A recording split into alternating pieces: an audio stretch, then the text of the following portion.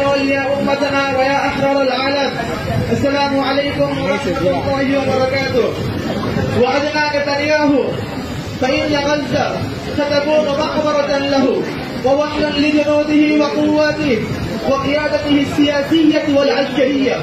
واسألوا جنود العدو الذين دخلوا غزة من قبل أو الذين لا يزالون في مراكز التأهيل النفسي أو يعانون عاهات مستديمة وإعاقات حركية أو الذين لا يزالون في الأرض لدينا وعليه فإننا نبشر نتنياهو وأركان حربه وقيادة الجيش بأنهم سيجلسون على الركب في نهاية هذه المعركة، فإن هزيمة نتنياهو الساحقة في غزة ستنهي مستقبله السياسي وستكون البداية لنهاية هذا القيام الغاصب بقوة الله عز وجل. إنه لجهاد نصر أو استشهاد. السلام عليكم ورحمة الله.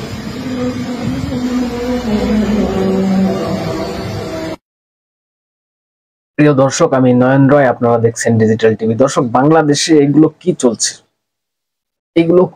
এগুলো দেখে আপনাদের কি মনে হয়? এই যে একজনা বক্তৃতা দিচ্ছেন মুখ বেঁধে, পাশে দুজনা দাঁড়িয়ে আছেন সিকিউরিটি AK-47 হাতে নিয়ে, আরবিতে ভাষণ দিচ্ছেন। বলা হচ্ছে এটা মাদ্রাসার ভিতরে বা মাদ্রাসার ছাত্র ছাত্রীরা করছে এগুলো। আমি আগে একটা ভিডিও দেখিয়েছিলাম, সেখানে এরকম সেম একজন বক্তৃতা দিচ্ছেন, দুজন দুপাশে দাঁড়িয়ে আছে AK-47 নিয়ে, কালো কাপড় দিয়ে মুখ বেঁধে। মানে যে বক্তৃতা দিচ্ছেন সে তো মুখ ঢাকা এবং যারা সিকিউরিটি আছেন তারাও মুখ ঢাকা। এগুলোতে কি প্রমাণ করে? এই ভিডিওতে কি প্রমাণ করে? আমরা যেটা বলি জঙ্গি, এক কথায় তারা বলার চেষ্টা করছেন। এই ভাষণে শুনবেন, আরবিতে বক্তব্য দিচ্ছেন, ভাষণ দিচ্ছেন, জেহাদ জেহাদ এসব বলা হচ্ছে। বাংলাদেশের যারা মাদ্রাসার ছাত্রছাত্রী আছে তারা অভিনয় করছে। এখন দর্শক, কথা হচ্ছে গিয়ে যে অভিনয় করছে ঠিক আছে, কিন্তু এইগুলো অভিনয়, এইরকম অভিনয়তে মানুষ কি শিক্ষা পায়? আমি বলবো, এইসব বিষয় নিয়ে কথা বলবো। তার আগে আপনারা একবার দেখে নিন, আগে একটা ভিডিও দেখিয়েছিলাম, সেই ভিডিওটা আরেকবার দেখে নিন। إن الحمد لله والصلاة والسلام على رسول الله. فقال النبي عليه الصلاة والسلام: إذا اقتربتم الجهاد فصلت عليكم الذلة، أو كما قال عليه الصلاة والسلام.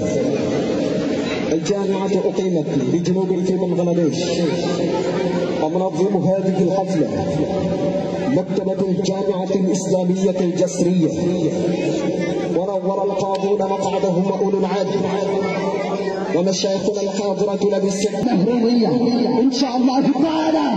الذين يقولون ربنا إننا تغفر لنا ذنوبنا وكفر عنا.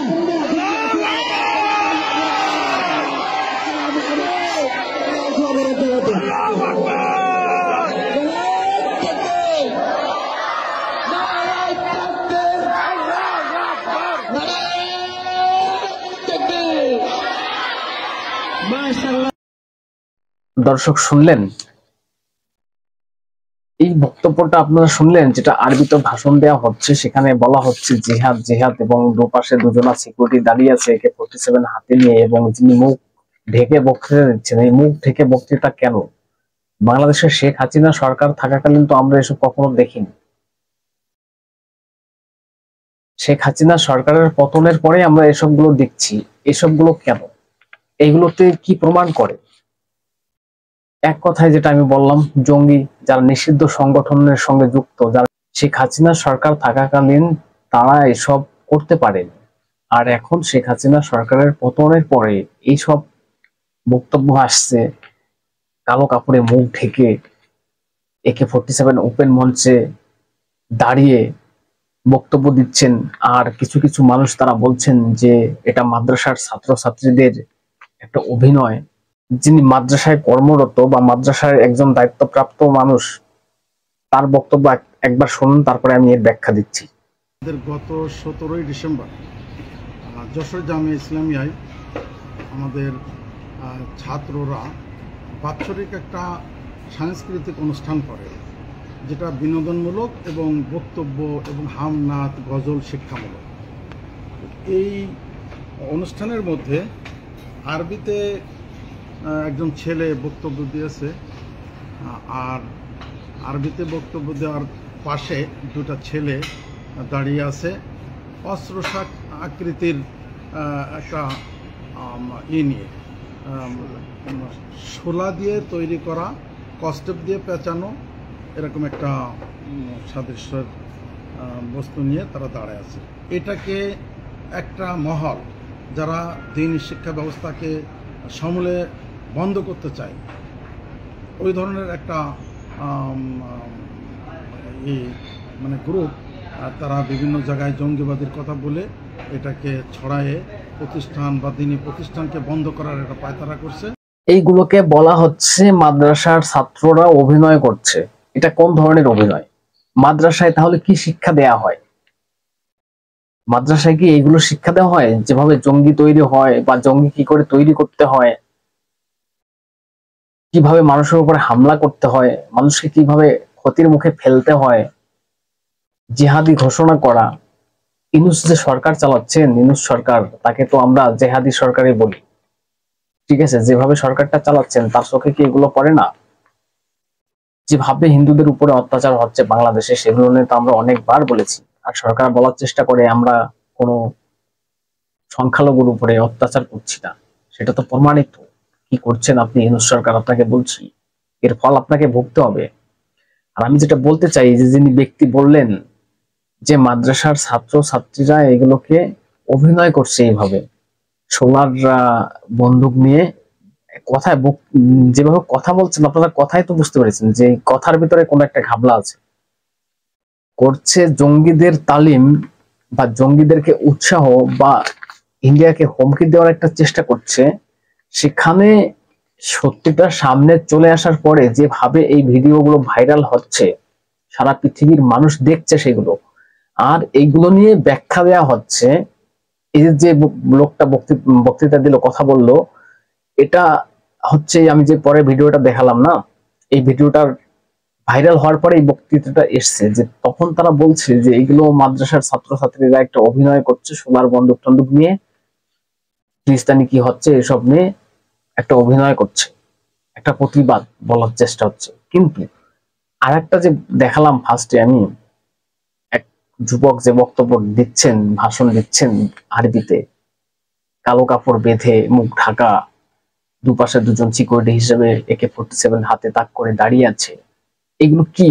এগুলোতে মানুষ কি শিক্ষা পাচ্ছে? আমি জানি, হ্যাঁ, আপনারা বলবেন অভিনয় করেও কিছু শিক্ষা দেওয়া যায়, সেখান থেকেও, অভিনয় থেকেও কিছু শিক্ষা নেওয়া যায়, অবশ্যই নেওয়া যায়। কিন্তু মাদ্রাসায় এইগুলো কি চলছে? এইভাবে আরবিতে ভাষণ দেওয়া হচ্ছে, মুখটা ঢেকে। মুখটা ঢেকে কেন? মুখটা ঢেকে বক্তৃতা দিতে হয়? মানুষকে শিক্ষা নিয়েও কিছু দিতে হলে কি মুখ ঢেকে শিক্ষা দিতে হয়? আর এই যে যেটা শিক্ষা দেওয়া হচ্ছে আপনাদের কথা অনুযায়ী, এটাকে কি শিক্ষা বলে? জিহাদি শিক্ষা, জঙ্গিদের শিক্ষা, ট্রেনিং, এগুলো তো বলে নাকি? বলা হচ্ছে শিক্ষা, শিক্ষা নিয়েও ভিডিও বা এগুলো থেকে মানুষ শেখে, অভিনয় থেকেও মানুষ অনেক কিছু শেখে। কিন্তু আমার প্রশ্ন, এইগুলোতে, এই ভিডিওতে কি শিখছে মানুষ? আমরা তো জানি যে আমাদের একটা প্রশ্ন অবশ্যই আছে, যে মাদ্রাসায় যে শিক্ষাটা দেয়া হয় সেটা আধুনিক কোনো শিক্ষা দেওয়া হয় না। বর্তমান সমাজে চলতে গেলে যেভাবে শিক্ষাটা দেওয়া হয় স্কুলে, সেই শিক্ষাটা কিন্তু মাদ্রাসাতে দেওয়া হয় না। শিক্ষাটা কি শিক্ষা দেওয়া হয় এবার আপনারা বুঝুন, এই ভিডিওটা দেখুন আর বুঝুন যে মাদ্রাসায় কি ধরনের শিক্ষা দেয়া হয়। এই যে যিনি বয়স্ক করে লোকটা বক্তৃতা দিচ্ছিলেন, বলছিলেন এটা অভিনয়, কিন্তু এই অভিনয়ের ভিতরে কি শিক্ষা আছে এটা আপনারা ভাবুন।